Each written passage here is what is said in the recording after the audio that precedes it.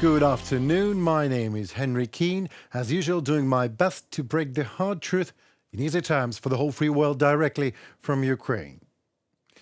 These days, Ukraine has started actual negotiations on EU membership. Today, Volodymyr Zelensky came to Brussels to take part in the meeting of the European Council. All the leaders of Europe are united in confirming the irreversibility of Ukrainian European course, wrote the president of Ukraine this morning in social media. Zelensky met with leaders of EU and member states and held bilateral negotiations. Also, Ukraine signed 3 security agreements at once, one of which is with the European Union as a whole structure. It will, for the first time, establish the commitment of all 27 member states to provide Ukraine with broad support despite any internal institutional changes.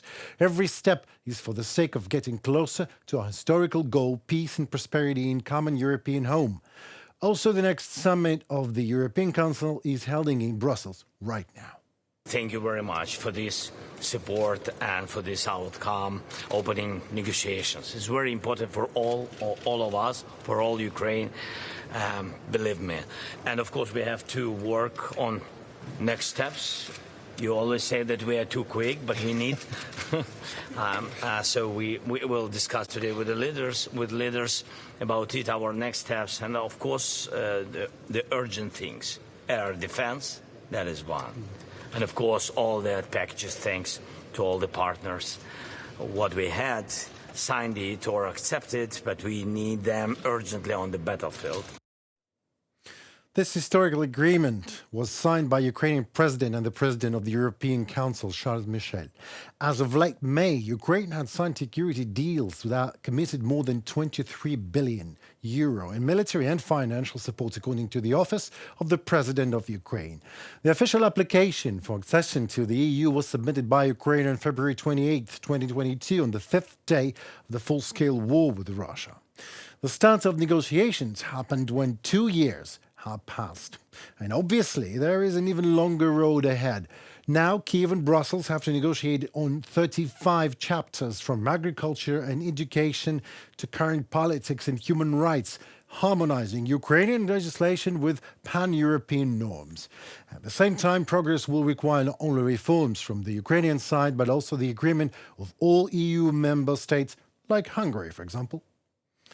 But you know, if you ask me, Ukraine should not be paying too much attention to Orbans and other Russia lovers. We just need to concentrate on what is of utter importance, negotiating all 35 steps up the stairs to the EU.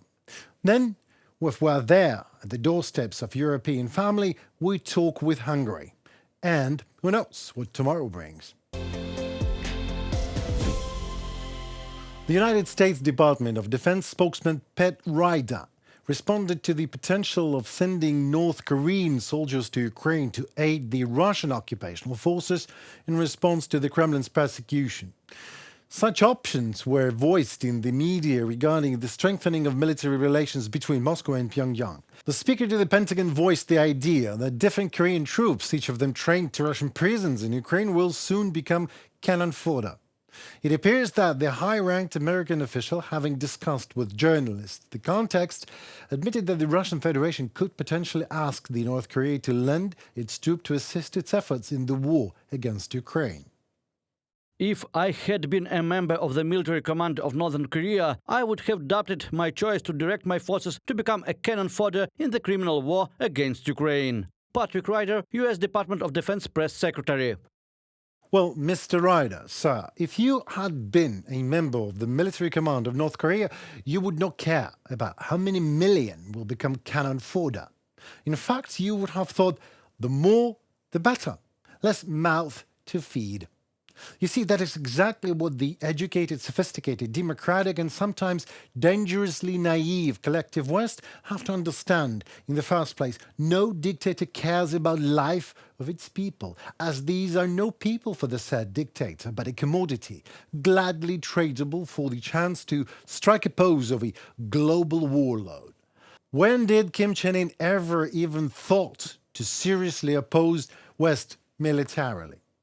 Never. And look at him now. Together with Putin, he can try. Do you really think he would miss a chance? And do you think Putin will miss a chance to kill a couple of million of Koreans instead of tightening, becoming largely unpopular Kremlin mobilization nuts?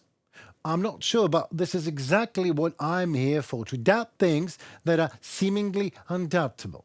On June 20th, during a visit to North Korea, Russian dictator Putin and North Korean leader, also dictator, Kim Jong-un, signed an agreement on a comprehensive strategic partnership. It provides for, I quote, immediate provision of mutual assistance in case of aggression against one of the countries.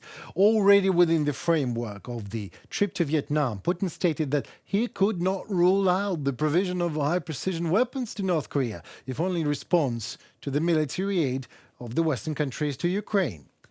The dictator is also considering the possibility of changing the nuclear doctrine of the Russian Federation in response also to discussions in the West about lowering the threshold of the use of nuclear weapons and the development of less powerful weapons.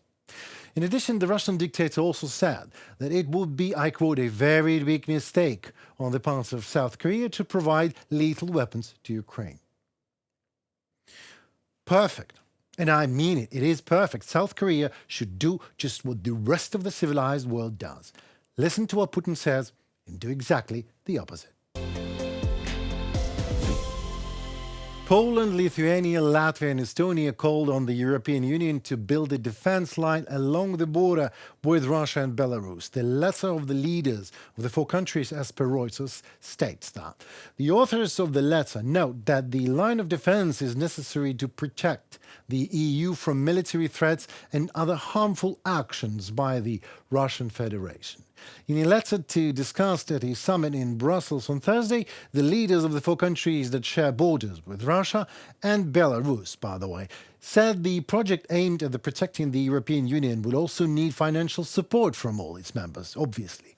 The creation of a defense infrastructure system along the external border of the EU with Russia and Belarus will satisfy the acute and urgent need to protect the EU from military and hybrid threats, the letter states. As a Latvian myself, I already see those lemon faces of Russian-minded Soviets still loving Putin, but for some reason living in Baltic states and in my native European Latvia. Oh, my Soviet God, these people say. Spending money on arms and border safety, while Russia, if would ever wanted, would have already been here and annexed all Baltics and Poland, ha-ha, again, ha-ha-ha. You see, that is what is most disgusting about these Soviet leftovers. They are proud. They're proud of their human rights oppressor Soviet empire that once has annexed Baltic states. They are proud to be walking dead, a living anachronism, a citizens of a country that does not even exist, but proud to be Soviets comfortably living in European countries. And they immediately refer to European democratic laws and international democratic practices as soon as they feel somewhat oppressed or even deprived of their human rights today, immediately forgetting that there were no human rights in their beloved Soviet Union. Their arrogance is unbelievable. They simply ignore all threats from the Kremlin because it is actually no threat to them. They welcome Russia as a Soviet Union hire to occupy Baltics again. Ha ha ha. Still, these hybrid threats from Russia exist. I'm talking about a combination of military and non-military, as well as covert and overt means, including disinformation, cyber attacks, economic pressure, smuggling of migrants across the border, you name it. Surely, it would need funds. The scale and cost of this joint project required targeted actions by the EU for its political and financial support, the letter states. Some EU diplomats estimate the cost of building such a defense line along the EU 700 kilometers border with Russia and Belarus at around 2.5 billion euro, which is next to not too much for joint Europe, to be frank.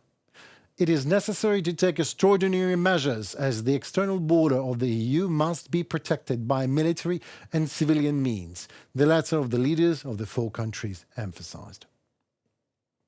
It is also stated that the planning and construction of the defense line on the eastern border of the EU should be carried out in coordination with NATO and its military requirements, obviously.